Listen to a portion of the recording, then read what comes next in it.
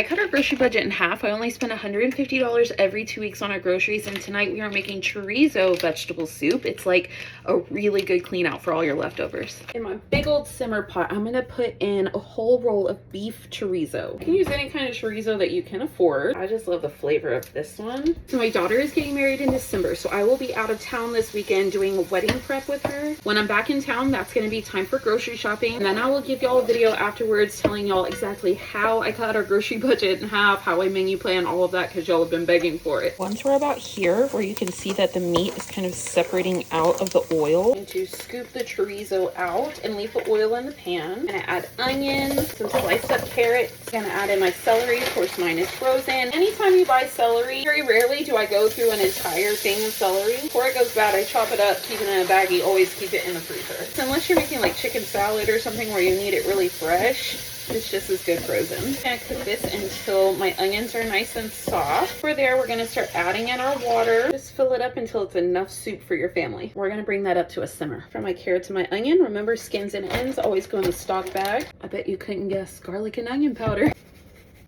And I'm gonna add a little garlic salt as well. Kind of forgot to add in my tomato paste when it was just my veggies, so we're gonna add it in now. Also going to add some beef base, good spoonful. And my last 2 potatoes that I peeled and chopped up. I'm going to add our drained chorizo back in, some frozen peas, and some frozen corn.